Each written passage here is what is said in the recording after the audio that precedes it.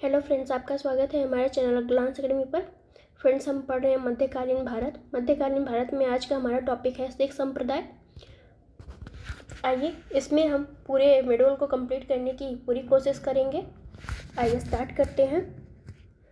सिख संप्रदाय के प्रवर्तक और सिखों के प्रथम गुरु कौन है? तो गुरु नानक हैं। गुरु नानक कौन है? आपके पहले सिख गुरु हैं। सिखों में टोटल 10 गुरु हुए हैं। कौन कौन से हैं देखते हैं। गुरु नानक, गुरु अंगद, अमरदास, रामदास, अर्जुन देव, हरगोविंद, हर राय, हरकिशन, गुरु तेग बहादुर और गुरु गोविंद सिंह। ये आपके टोटल 10 गुरु हैं। याद रखिएगा, इंपॉर्टेंट है। इनमें से कुछ ही को याद रखना है। गुरु अंगद का नाम क्या है? लहना नाम था उनका, जो दूसरे गुरु बने थे। गुरु नानक के बाद गुरु अंगद ही बनते हैं आपके सिखों के दूसरे गुरु। गुरु अंगद ने गुरुमुखी लिपि का जन्मदाता इन्हें माना जाता है, गुरु अंगद को। तो इम्पॉर्टेंट है आपका कि गुरुमुखी लिपि का जन्मदाता कौन है? तो गुरु अंगद हैं, जो सिखों के दूसरे गुरु हैं। आपका देखते हैं अगला। तो चौथे गुरु रामदास के समय मुगल बादशाह अकबर ने उन्हें 500 बीघा भूमि दान में दी थी, जिसमें एक प्राकृतिक तालाब भी था। जो भूमि दी थी उसमें एक प्राकृतिक तालाब था। उनको और उनकी पत्नी बीबी भानी को अकबर द्वारा प्रदान की गई भूमि पर अमृत शहर बना था। तो इस तरह से रामदास ने जो है एक अमृत शहर नामक शहर की स्थापना की थी, जो 500 बीघा भूमि दी गई थी अकबर के द्वारा। तो आगे देखते हैं। सिखों के 5वें गुरु बहुत इंपॉर्टेंट है, जिनका नाम है अर्जुन देव। 1604 में सिखों के पवित्र ग्रंथ आदि ग्रंथ का संकलन इन्होंने ही किया था। तो इम्पॉर्टेंट है आपका कि सिखों का पवित्र ग्रंथ कौन सा है? तो आदि ग्रंथ जिसका नाम है। और संकलन किसने किया था? तो अर्जुन देव ने किया था।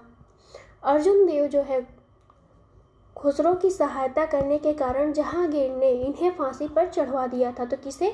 अर्जुन देव को जो है फांसी पर किसने चढ़वाया? तो जहांगीर ने चढ़वाया था। क्यों चढ़वाया था? क्योंकि जहांगीर के पुत्र खुसरो की सहायता इन्होंने ही की थी। गुरु अमरदास ने धार्मिक साम्राज्य को जो है 12 गद्दियों अथवा भागों में बांटा था। प्रत्येक गद्दी एक सिख के अधिकार में रखी गई थी। गुरु अर्जुन देव ने अमृतसर तालाब के मध्य में हरमिंदर साहिब का निर्माण करवाया है।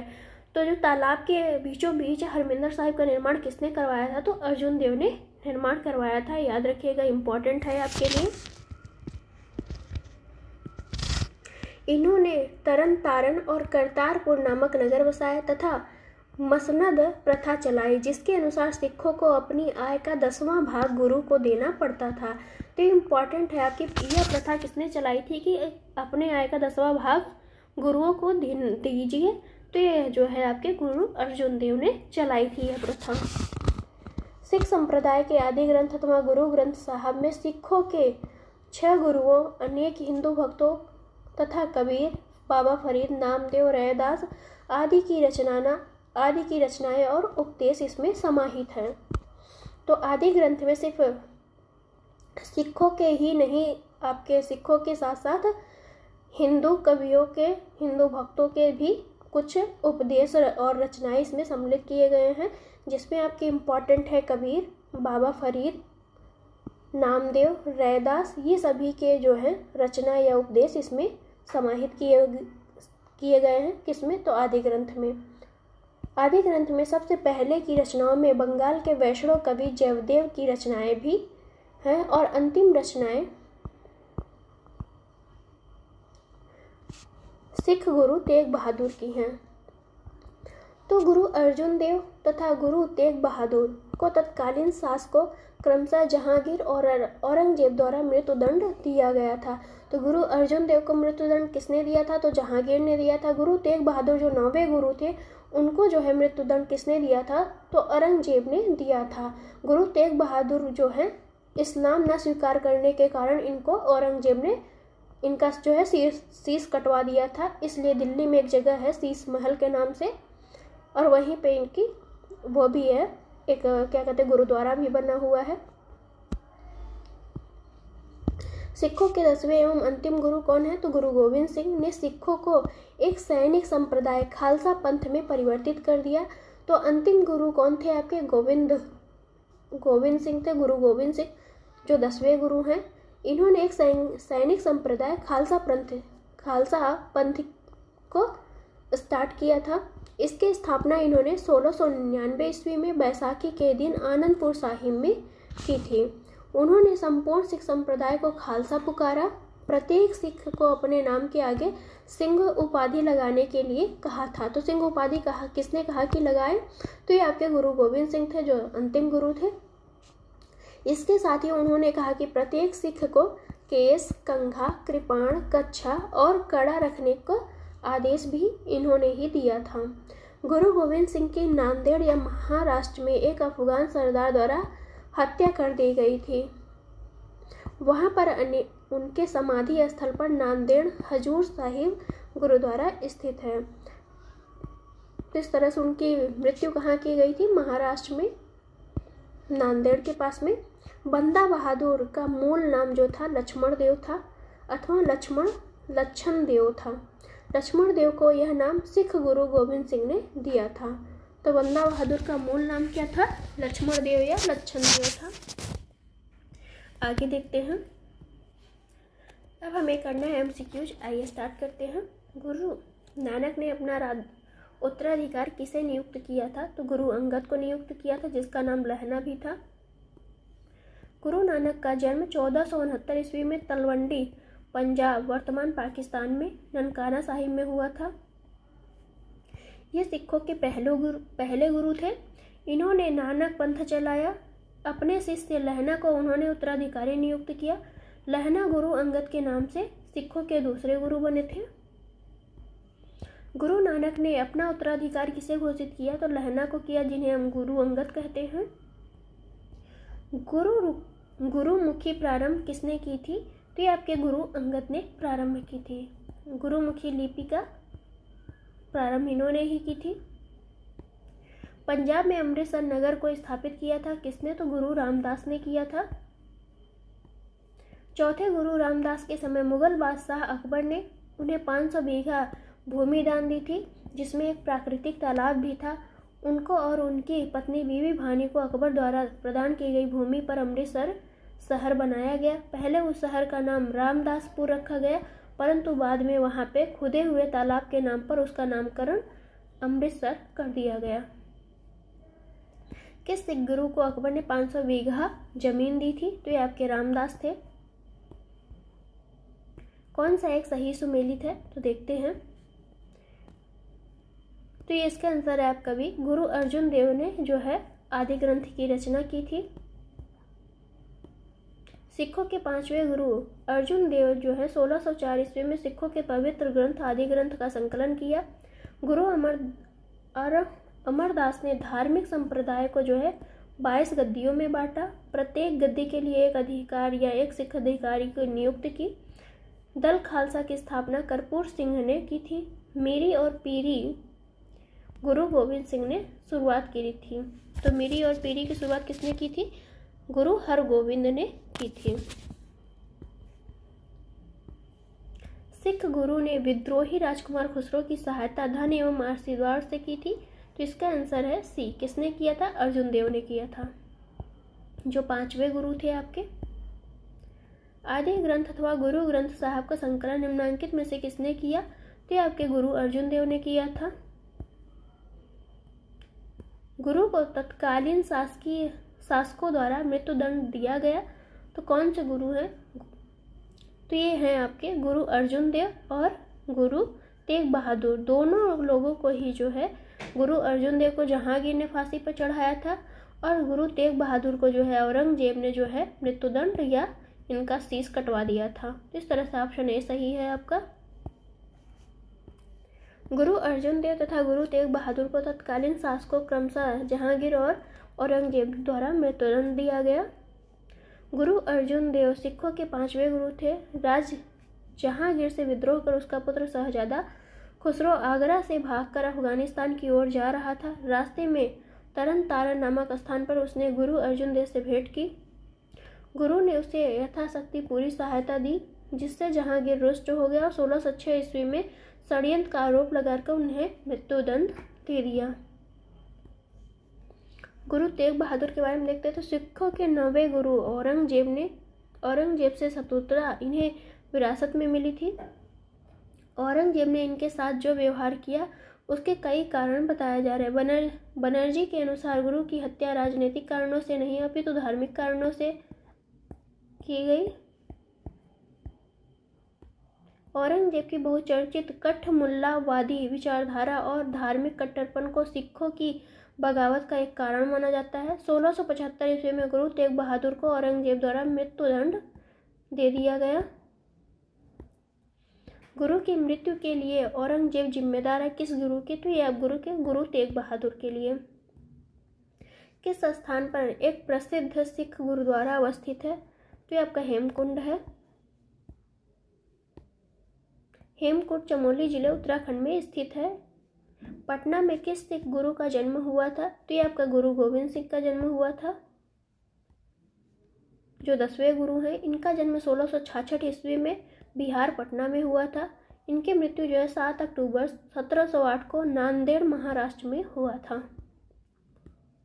किसकी समाधि के कारण नांदेड़ गुरुद्वारा सिखों द्वारा पवित्र माना जाता है? तो ये आपका गुरु गोविंद सिंह के द्वारा है। गुरु गोविंद सिंह की महानता निहित है इसमें क्योंकि सिखों की सैनिक व्यवस्था का गठन किया। वह सिख राज के संस्थापक थे। उन्होंने सिखों को शांतिप्रिय लोग बनाया। उन्होंने औरंगजेब को पराजित किया। तो इसका आंसर ये है कि उन्होंने जो है सैनिक संप्रदाय खालसा पंथ में परिवर्तित किया। तो ये इम्पोर्टेंट है आपके लिए। उन्होंने एक खालसा पंथ चलाया और इन्होंने ही सिखों को कहा कि अपने नाम के पीछे सिंह लगाएं और केस, कंघा, कृपाण, कच्छा और कड़ा रखने को आदेश दिया। किसने दिया था? 10वें गुरु गोविंद सिंह ने। किस सिख के द्वारा सिखों का खालसा में रूपांतरण किया गया? तो ये आपके हैं गुरु गोविंद सिंह। खालसा पंथ कितने वर्षों पहले प्रारंभ हुआ था? तो ये आपके 300 वर्ष पहले प्रारंभ हुआ था। गुरु ने खालसा पंथ की स्थापना की थी। किस गुरु ने? तो ये आपके गुरु गोविंद सिंह हैं। सिखों के अंतिम गुरु कौन थे? तो गुरु गोविंद सिंह थे। खालसा के संस्थापक गुरु कौन थे? तो ये आपके गुरु गोविंद सिंह थे। बंदा बहादुर का मूल नाम क्या था? तो ये लक्षण देव या लक्ष्मण देव था। अगला चैप्टर है हमारा मराठा राज्य और संघ। फ्रेंड्स, हम पढ़ेंगे मराठा राज्य और संघ। आइए स्टार्ट करते हैं। शिवाजी का जन्म 6 अप्रैल 1627 या 19 फरवरी 1630 में सिवनेर के दुर्ग में हुआ। तो ये कंफर्म नहीं है कि शिवाजी का जन्म कब हुआ। 1627 और 1630 के बीच में हुआ है। शिवाजी ने 1674 ईस्वी में राज्याभिषेक के बाद छत्रपति की उपाधि धारण की।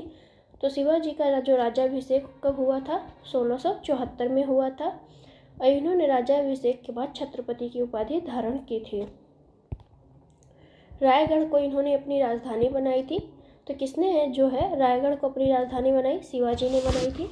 उस युग के महान विद्वान बनारस के पंडित विश्वेश्वर उर्फ गंगा भट्ट ने उन्हें क्षत्रिय घोषित करते हुए उनका राज्याभिषेक करवाया था। तो किसने उनका राज्याभिषेक करवाया था? तो ये बनारस के पंडित थे गंगाधर। उन्होंने जो है राज्याभिषेक कराया था उनका। 53 या 50 वर्ष की आयु में 1680 ईस्वी में शिवाजी की मृत्यु हो गई थी। मराठा शक्ति का उत्कर्ष किसी एक व्यक्ति या विशेष व्यक्ति समूह का कार्य न था और न किसी विशेष समय में उत्पन्न हुई अस्थायी परिस्थितियों का ही परिणाम था। आगे देखते हैं। मराठा शक्ति के उदय का आधार महाराष्ट्र के संपूर्ण निवासी थे, जिन्होंने जाति, भाषा, धर्म, साहित्य और निवास स्थान की एकता के आधार पर राष्ट्रीयता की भावना को जन्म दिया और राष्ट्रीयता को राष्ट्र संगठित करने के लिए एक स्वतंत्र राज्य की स्थापना की इच्छा व्यक्त की। महाराष्ट्र की भौगोलिक परिस्थितियां भी मराठा शक्ति के उत्कर्ष में सहायक। शिवाजी और अन्य मराठा नेताओं की उच्च नेतृत्व क्षमता भी इसमें भागीदार थी। बीजापुर के सुल्तान 1659 ईस्वी में अफजल खान नामक अनुभवी एवं विश्वस्त सेना नायक को शिवाजी की महत्वाकांक्षाओं पर अंकुश लगाने के लिए भेजा गया था, किंतु कूटनीतिज्ञ शिवाजी ने उनका वध कर दिया। 1665 ईस्वी में जो है शिवाजी और जयसिंह के मध्य पुरंदर की संधि होती है। तो पुरंदर की संधि किसके किसके बीच होती है? शिवाजी और औरंगजेब का नेतृत्वकर्ता कौन था? जयसिंह था। इसके मध्य जो है पुरंदर की संधि हुई। शिवाजी को औरंगजेब ने आगरा में 1666 ईस्वी में कैद कर लिया था। शिवाजी मुगलों की कैद से भागने के समय आगरा नगर के जयपुर भवन में कैद थे। तो ये कहाँ थे कैद? जयपुर भवन में नज़रबंद किए गए थे शिवाजी। किसके द्वारा नज़रबंद किए गए थे? तो ये औरंगजेब के द्वारा किए गए थे। शिवाजी ने राज्य के प्रशासन के लिए केंद्रीय स्तर पर अष्टप्रधान की व्यवस्था की थी। तो किसने जो है राज्य के प्रशासन के लिए अष्टप्रधान की व्यवस्था की थी? तो ये आपके शिवाजी थे, जिसके अंतर्गत 8 मंत्रियों को नियुक्त किया गया था। इसमें आपका पेशवा, अमात्य, मंत्री, सचिव, सुमंत, सेनापति, पंडित राव एवं न्यायाधीश शामिल थे। तो ये 8 लोग शामिल थे इस अष्टप्रधान में, जो राज्य के प्रशासन के बारे में देख रेख करते थे।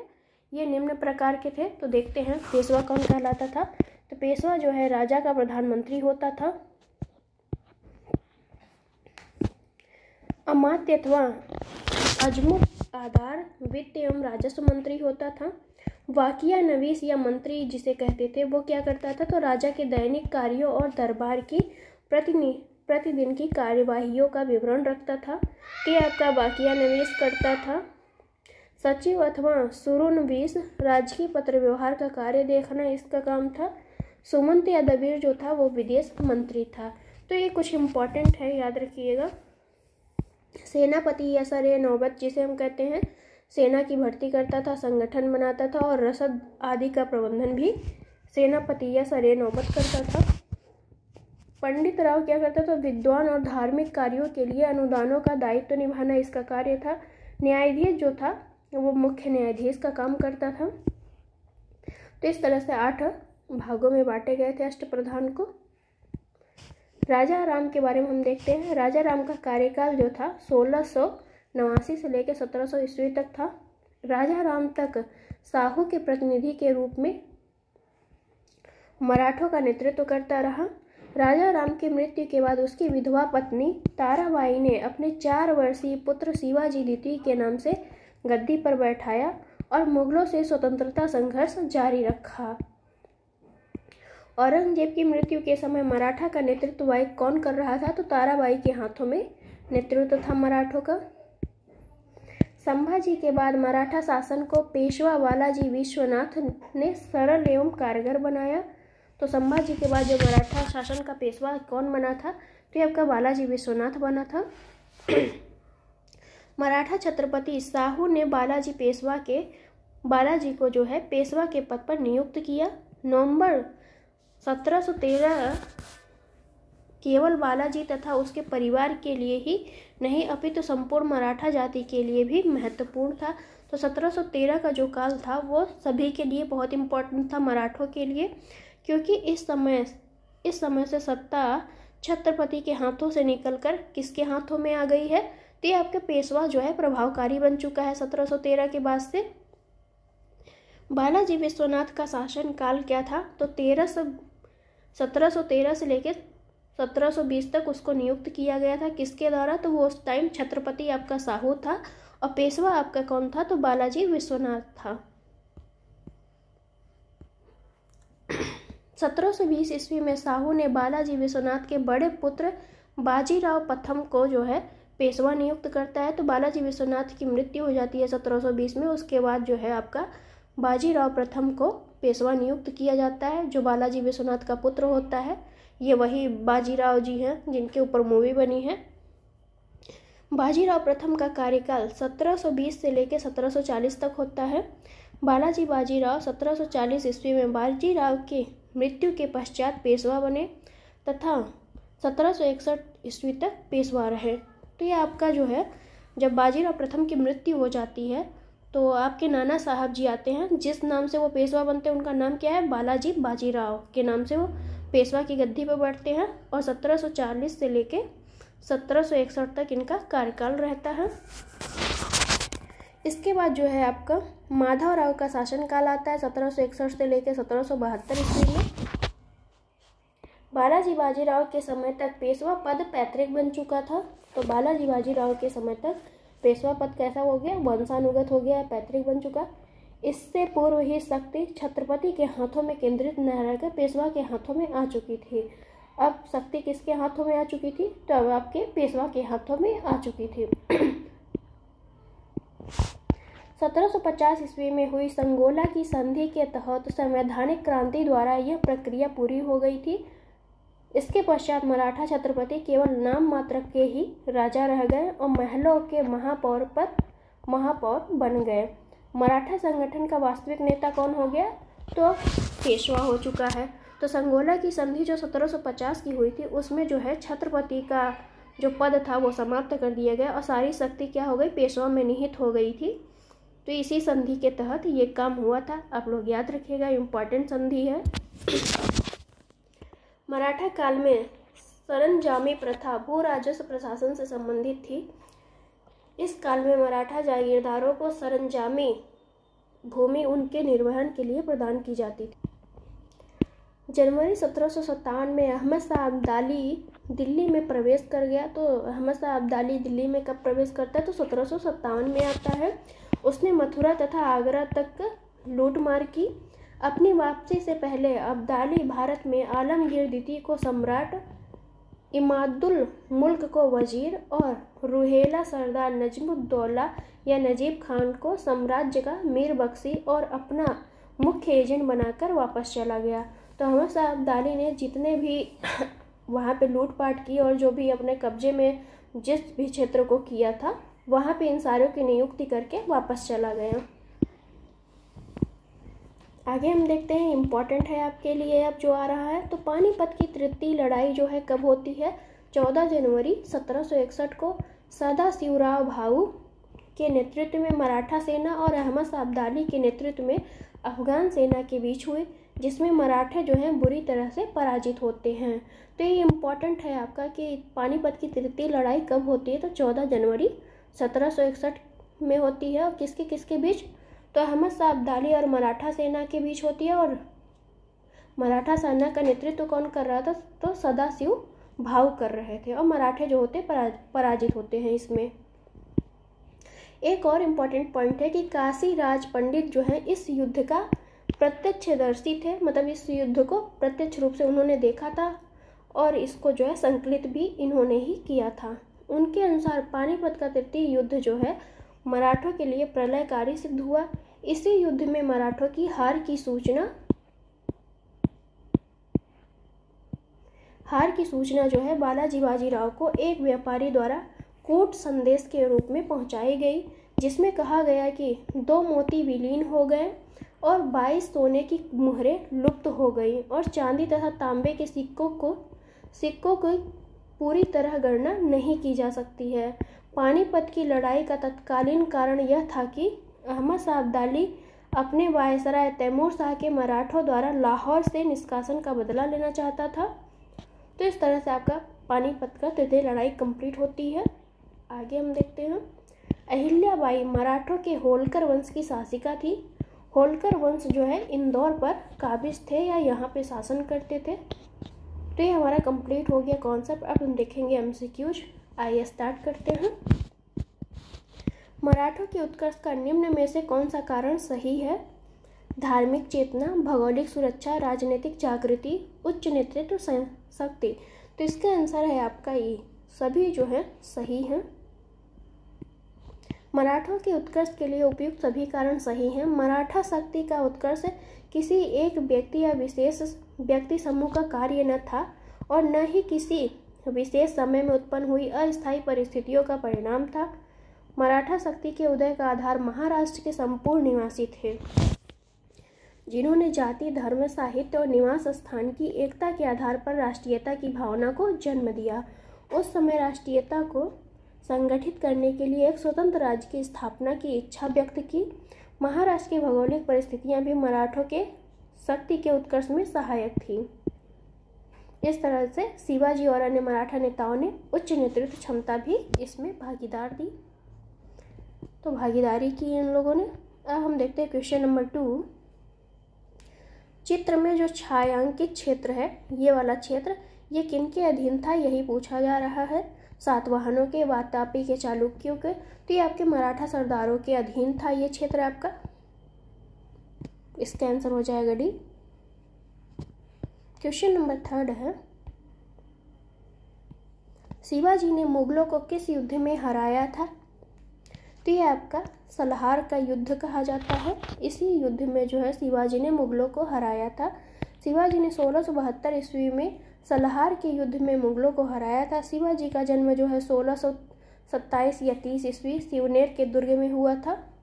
इनकी जो मृत्यु है 1700 इनका जो राज्याभिषेक है 1674 ईस्वी में हुआ था। छत्रपति की उपाधि इन्होंने धारण की थी।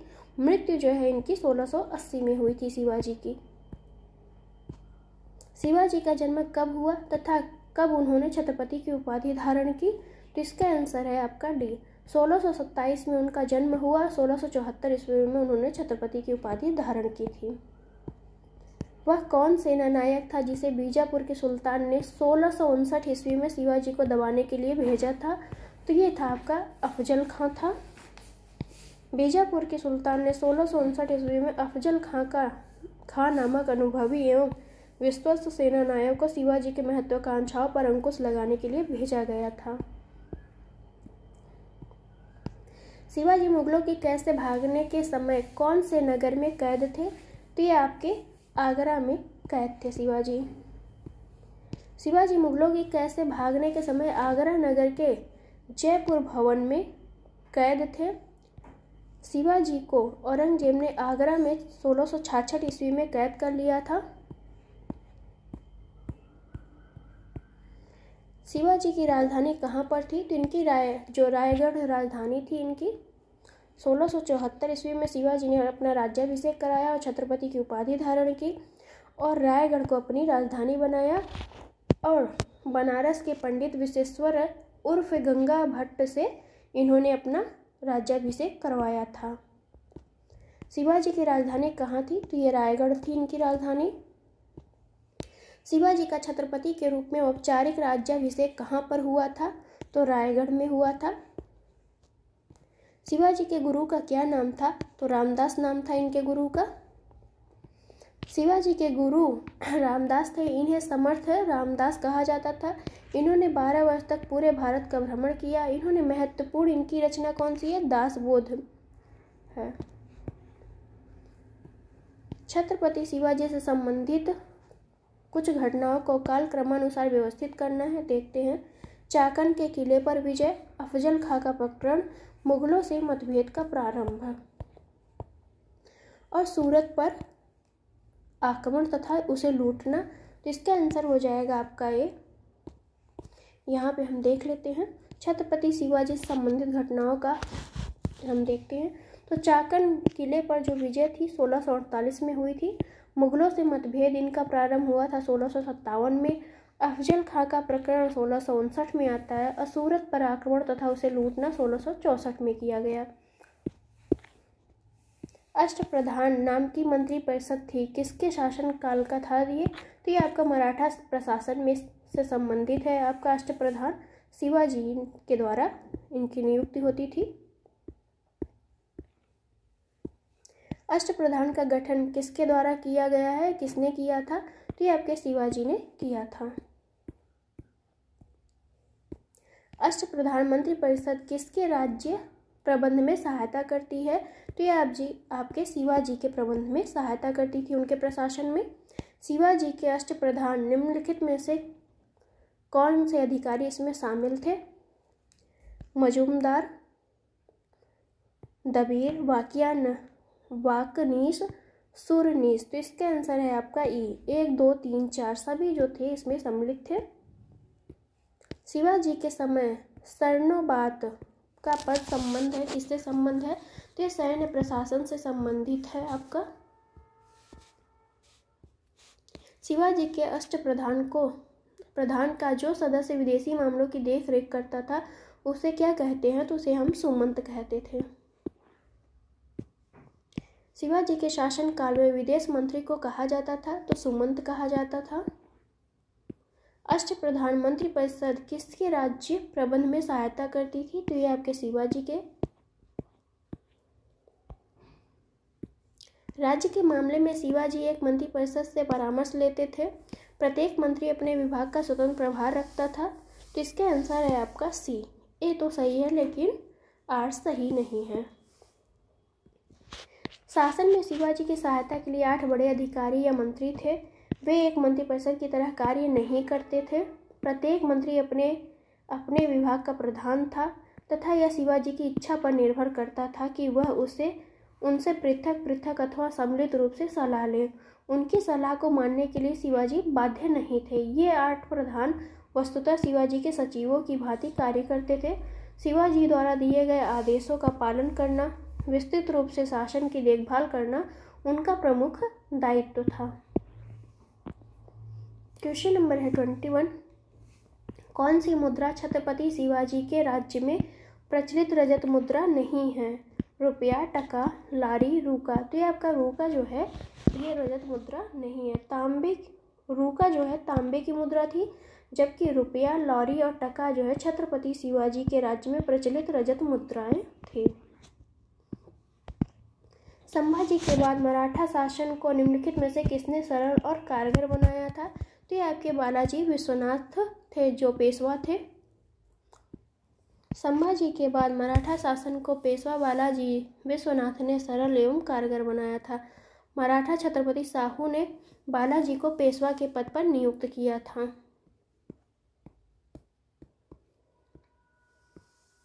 उनके शासन निम्नलिखित को उनके शासन काल के क्रम में व्यवस्थित करना है। तो देखते हैं कौन कब था। इसका आंसर हो जाएगा आपका सी। यहाँ से हम देखते हैं बालाजी विश्वनाथ का शासनकाल 1713 से लेकर 20 के बीच रहा और 1720 में साहू ने बालाजी विश्वनाथ के बड़े पुत्र बाजीराव प्रथम को जो है पेशवा नियुक्त करता है और इनका कार्यकाल जो है 1720 से 40 रहता है। अब बाजीराव का जो कार्यकाल होता है वो 1740 से लेकर 1761 तक होता है और माधवराव का शासनकाल 1761 से 1772 होता है। सही कालानुक्रम में व्यवस्थित करना है। छत्रपति साहू, संभाजी, राजाराम, शिवाजी द्वितीय। तो इसका आंसर है आपका बी। संभाजी का कार्यकाल 1680 से 1689 था। छत्रपति शिवाजी के ज्येष्ठ पुत्र थे ये। राजाराम का कार्यकाल जो है 1689 से 1700 था। ये शिवाजी के द्वितीय पुत्र थे। शिवाजी द्वितीय के बारे में देखते हैं तो इनका कार्यकाल 1700 लेके 1708 तक होता है। ये राजा राम के पुत्र होते हैं। छत्रपति साहू के बारे में देखते हैं तो इनका कार्यकाल होता है 1708 से लेकर 1749। 1750 ईस्वी तक मराठा साम्राज्य पेशवा की अध्यक्षता में एक परिसंघ बना। साहू के उत्तराधिकार पेशवा की इच्छा पर निर्भर थे। तो इसका आंसर है आपका एक। कथन और कारण दोनों ही सही हैं, दोनों एक दूसरे की व्याख्या भी कर रहे हैं।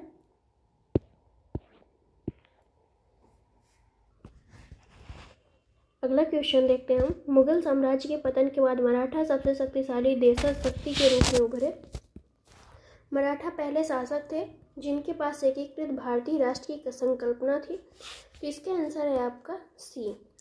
पहला सही है लेकिन आर आपका गलत है।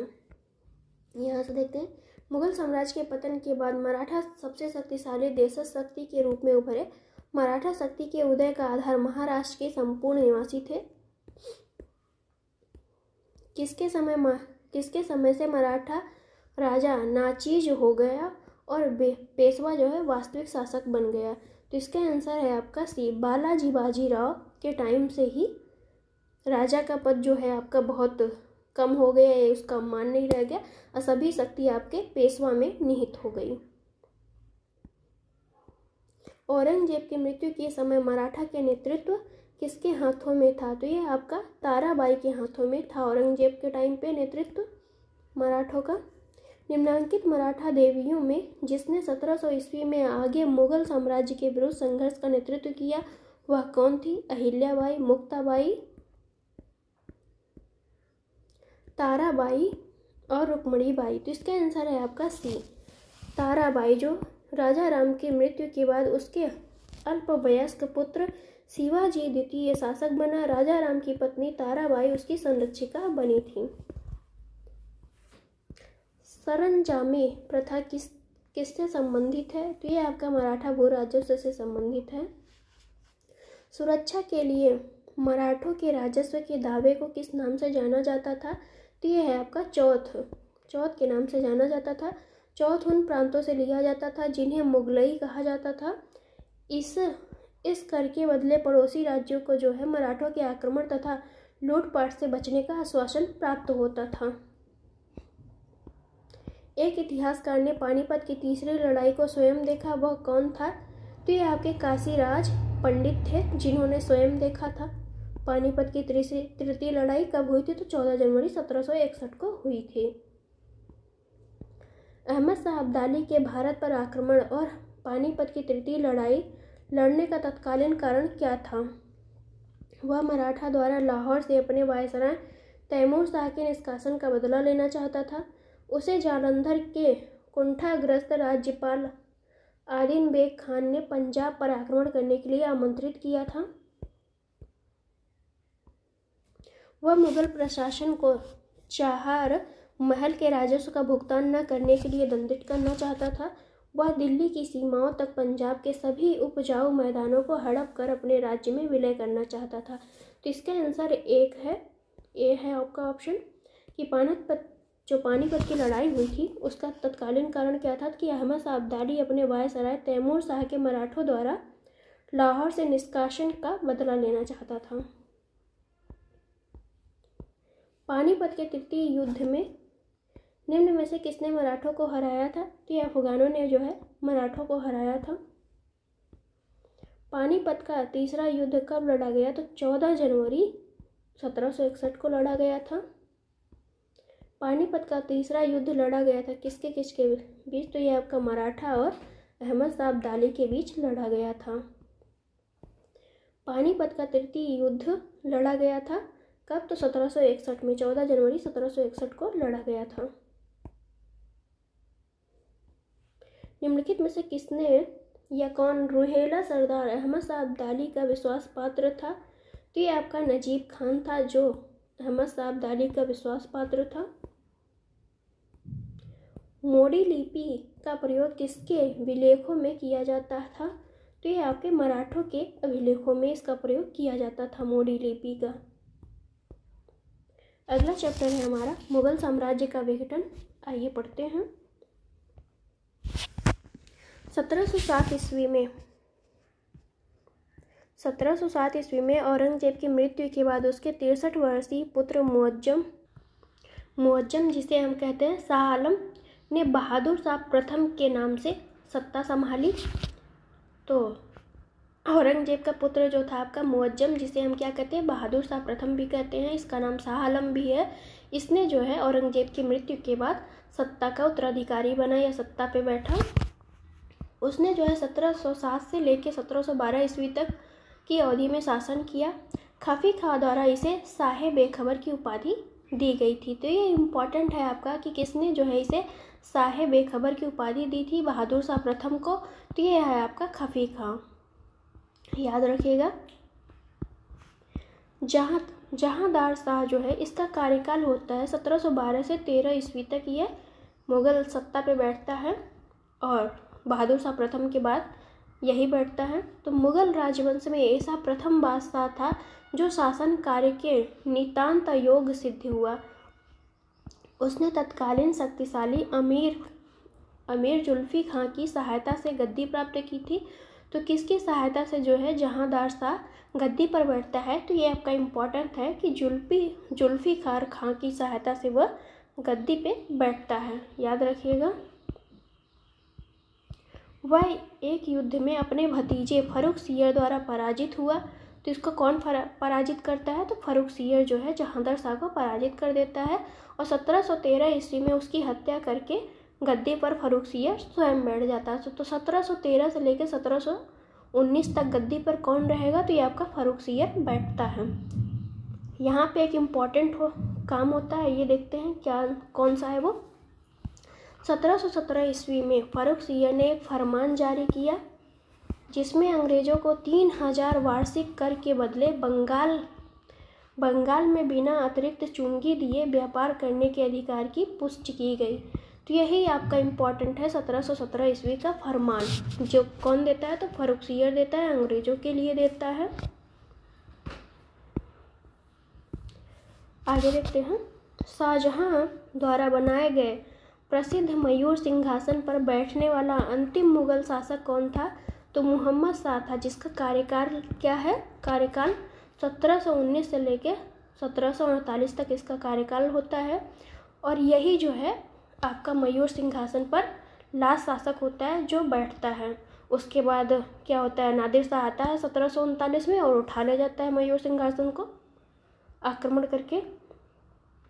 तो जब 1739 में नादिर शाह आता है तो इस आक्रमण करता है। इस आक्रमण को क्या कहते हैं, तो इस आक्रमण को ही करनाल का युद्ध कहा जाता है, जिसमें मुगल सेना पराजित हो जाती है। आगे देखते हैं। आनंद राम मुखलिस के अनुसार जो है, आनंद राम लेखक है एक, आनंद राम मुखलिस के अनुसार नादिर शाह अपने साथ 60,000 रुपये, कई हजार असरफियाँ, 1 करोड़ रुपए का सोना, 50 करोड़ के जवाहरात, कोहिनूर तथा तख्ते ताउस, ये आपका इम्पॉर्टेंट है कि कोहिनूर हीरा और तख्ते ताउस मयूर सिंहासन भी ईरान कौन ले जाता है, तो नादिर शाह अपने साथ इसे भी ले जाता है। तो ये इम्पॉर्टेंट है आपके लिए, याद रखिएगा। इसका आक्रमण कब होता है नादिर शाह का, तो फरवरी 1739 में होता है। मोहम्मद शाह जो है आपका 1719 से 48 तक इसका कार्यकाल होता है। तो मोहम्मद शाह अपना अधिकतर समय पशु युद्धों को देखने में व्यतीत करता था। उसकी प्रशासन के प्रति उदासीनता तथा मदिरा और सुंदरी के प्रति रुचि के कारण लोग उसे रंगीला कहते थे। तो किसे जो है रंगीला बादशाह कहा जाता है, तो ये आपके मोहम्मद शाह को कहा जाता है। उसके शासनकाल में मुगल दरबार में हिंजड़ों तथा महिलाओं के एक वर्ग का प्रभुत्व स्थापित हो गया था। तो अब हम देखते हैं शाह आलम द्वितीय के बारे में। शाह आलम द्वितीय का कार्यकाल होता है 1759 से लेके 1806 ईस्वी तक था। उसका वास्तविक नाम जो था, शाह आलम द्वितीय का वास्तविक नाम आपका क्या है, अली गौहर है। उसे वजीर गाजीउद्दीन ने दिल्ली में दाखिल नहीं होने दिया तथा शाह आलम द्वितीय के समय ही दिल्ली पर अंग्रेजों का अधिकार हो गया था 1803 में। तो ये आपका इम्पॉर्टेंट है कि शाह किसके शासनकाल में दिल्ली पर अधिकार कर लिया गया था अंग्रेजों ने, तो शाह आलम द्वितीय के शासनकाल में 1803 में अंग्रेजों ने दिल्ली पर अधिकार कर लिया था। अंतिम मुगल सम्राट आपका बहादुर शाह द्वितीय था, जिसे हम बहादुर शाह जफर भी कहते हैं। इसका कार्यकाल था आपका 1837 से 1857 ईस्वी तक था। बहादुर शाह जफर के पिता का नाम क्या था, तो अकबर द्वितीय था, जिसका कार्यकाल ये था। वह बिना साम्राज्य का सम्राट था। इब्राहिम जौक और असद उल्लाह खां गालिब उसके कविता के शिक्षक थे। हसन अस्करी और उसके आध्यात्मिक निर्देशक भी थे। बहादुर शाह जफर को ईस्ट इंडिया कंपनी की ओर से प्रति माह 1 लाख रुपए पेंशन तथा 15 लाख रुपए उनकी अन्य परिसंपत्तियों के लिए किराए के तौर पर और 1000 रुपये पारिवारिक खर्च के तौर पर मिलते थे। तो आपका बहादुर शाह को ईस्ट इंडिया कंपनी द्वारा 1 लाख रुपए प्रति माह उनको पेंशन दी जाती थी। ये इम्पॉर्टेंट है, याद रखिएगा। 1862 ईस्वी में बहादुर शाह की मृत्यु हो जाती है। कहाँ पे, तो ये रंगून में होती है, जो आज का म्यांमार है। हैदराबाद के स्वतंत्र राज्य की स्थापना 1724 ईस्वी में जो है आपके चिनकिलीज खां या उर्फ निजामुल मुल्क ने की थी। तो हैदराबाद की स्थापना किसने की थी, स्वतंत्र हैदराबाद राज्य की स्थापना चिनकिलीज खां या निजामुल मुल्क ने की थी। कब की थी, तो 1724 में की थी। अक्टूबर 1724 में सकूर खेड़ा के युद्ध में दक्कन के मुगल गवर्नर मुबारिज खां के मारे जाने के बाद निजामुल मुल्क दक्कन का वास्तविक शासक बन गया था। 18वीं शताब्दी का सबसे श्रेष्ठ राजपूत आमेर का सवाई जयसिंह था, तो ये इम्पॉर्टेंट है आपका जयसिंह के बारे में। 18वीं शताब्दी का सर्वश्रेष्ठ राजपूत कौन था? तो आमेर का शासक सवाई जयसिंह था। उसने जयपुर शहर की स्थापना की, उसे विज्ञान और कला का केंद्र भी बनाया। जयसिंह एक महान खगोल शास्त्री था। तो ये इम्पॉर्टेंट है आपका कि जयसिंह एक महान खगोल शास्त्री था। उसने दिल्ली, जयपुर, उज्जैन, बनारस, मथुरा में आधुनिक उपकरणों से युक्त पर्यवेक्षणशालाएं बनाई थीं। तो किसने जो है जंतर मंतर आपके बनवाए हैं? तो ये आपके जयसिंह ने बनवाया था। कहाँ कहाँ पे? दिल्ली, जयपुर, उज्जैन, बनारस और मथुरा में। लोगों को खगोल शास्त्र संबंधी पर्यवेक्षण में सहायता देने के लिए जयसिंह ने जिज मोहम्मद शाही नामक सारणियों का एक सेट तैयार किया था। तो ये इम्पॉर्टेंट है आपका कि जिज मोहम्मद शाही नामक सारणियों का सेट किसने तैयार किया था? तो ये आपके जयसिंह ने किया था। उसने यूक्लिड की कृति रेखा गणित के तत्वों का संस्कृत में अनुवाद भी कराया था। जयसिंह ने अपने शासनकाल में 2 अश्वमेध यज्ञ भी कराए थे। तो ये आपका इम्पॉर्टेंट है, मोस्ट इम्पॉर्टेंट, कि जयसिंह ने जो है अश्वमेध यज्ञ भी कराए थे 2। ये हमारा कॉन्सेप्ट कंप्लीट हो गया। अब हमारा सिर्फ क्वेश्चन बचा है। आइए स्टार्ट करते हैं अपने फर्स्ट क्वेश्चन से। औरंगजेब की 1707 ईस्वी में मृत्यु होने के बाद सत्ता किसने संभाली है? तो ये आपके बहादुर शाह प्रथम ने सत्ता संभाली थी। मुगल सम्राट जहांगीर शाह के शासन का समय से पूर्व अंत कैसे हुआ? तो इसके आंसर है आपका सी। एक युद्ध में वे अपने भतीजे द्वारा पराजित हुआ। भतीजा कौन था? तो फर्रुखसियर आपका भतीजा था, याद रखिएगा। किस मुगल सम्राट ने अंग्रेजों को बंगाल में शुल्क मुक्त व्यापार की सुविधा प्रदान की थी? तो ये आपका फर्रुखसियर था। 1717 ईस्वी में फर्रुखसियर ने फरमान जारी किया जिसमें अंग्रेजों को 3000 वार्षिक कर के बदले जो है बंगाल में बिना अतिरिक्त चुंगी दिए व्यापार करने के अधिकार दे दिया गया था। कौन मुगल काल में राजा बनाने वाले थे? तो ये आपके हैं हुसैन अली एवं अब्दुल्ला खां को जो है किंग मेकर कहा जाता है, यही राजा बनाने वाले थे। मयूर सिंहासन पर बैठने वाला अंतिम मुगल सम्राट कौन था? तो ये आपका मोहम्मद शाह था। नादिर शाह के आक्रमण के समय मुगल शासक कौन था? तो ये आपका मोहम्मद शाह था। किसके शासन काल में हिजड़ों एवं तथा महिलाओं के एक वर्ग का प्रभुत्व था? तो ये आपका मोहम्मद शाह का शासन काल था 1719 से लेकर 48।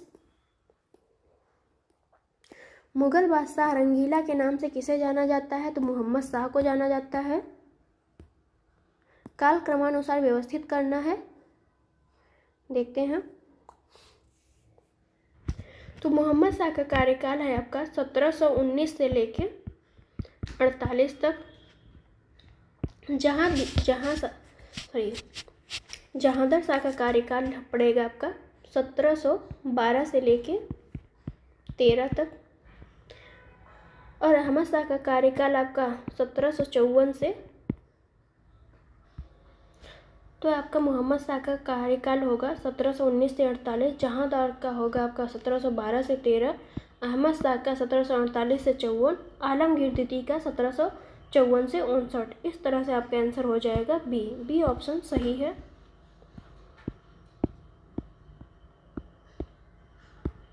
निम्नलिखित में से किस मुगल बादशाह को वजीर गाजी-उद-दीन ने दिल्ली में दाखिल नहीं होने दिया था? तो यह आपका शाह आलम द्वितीय। अंतिम मुगल सम्राट बहादुर शाह था। उसके पिता का नाम क्या था? तो उसके पिता का नाम अकबर शाह था, यह अकबर द्वितीय था। भारत का आखिरी मुगल सम्राट कौन था? तो यह आपका बहादुर शाह जफर था। कौन बहादुर शाह जफर के बारे में सही नहीं है? वह बिना साम्राज्य का सम्राट था। इब्राहिम जौक और असद उल्लाह खां गालिब उसके कविता के शिक्षक थे। हसन अस्करी उसके आध्यात्मिक निर्देशक थे। वह 1 लाख रुपए से कम प्रति माह ईस्ट इंडिया कंपनी से पेंशन के रूप में प्राप्त करता था। तो इसका आंसर है डी, उसे 1 लाख रुपए प्रति माह ईस्ट इंडिया कंपनी द्वारा पेंशन दी जाती थी। ये बात सही है, कम नहीं दी जाती थी, पूरा 1 लाख दिया जाता था। मुगल बादशाह बहादुर शाह जफर के बारे में कहा जाता है कि उसके साम्राज्य की सीमा थी, कहाँ तक थी? चांदनी चौक से पालम, दिल्ली से बिहार, पेशावर से बिहार, पेशावर से वाराणसी। तो इसका आंसर है आपका ई। मुगल बादशाह बहादुर शाह जफर के साम्राज्य की सीमा के संदर्भ में दिए गए विकल्पों में से कोई सही नहीं है। अंतिम तुगलक शासक नासिरुद्दीन महमूद के बारे में कहा गया था कि संसार के स्वामी का शासन दिल्ली से लेकर पालम तक फैला हुआ है।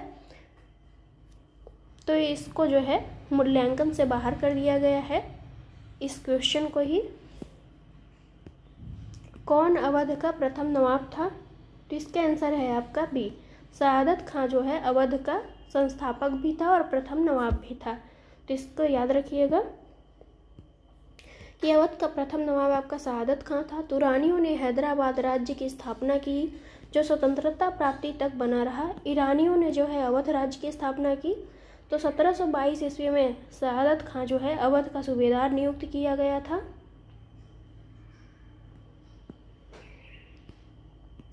कौन हैदराबाद के स्वतंत्र राज्य का संस्थापक था? तो ये आपका चिनकिलीज खां था, जिसे हम निजामुल मुल्क भी कहते हैं। 1724 में जो है हैदराबाद की स्थापना की गई थी। भारतीय इतिहास के संदर्भ में देखते हैं। हैदराबाद राज्य से आरकोट की निजामत का उदय हुआ। विजयनगर साम्राज्य से मैसूर राज्य का उदय हुआ। रुहेलखंड राज्य का गठन अहमद शाह दुर्रानी द्वारा अधिकृत राज्य क्षेत्र से हुआ। सही आंसर का चयन करना है, तो इसका आंसर है आपका बी। केवल दूसरा ही आपका सही है।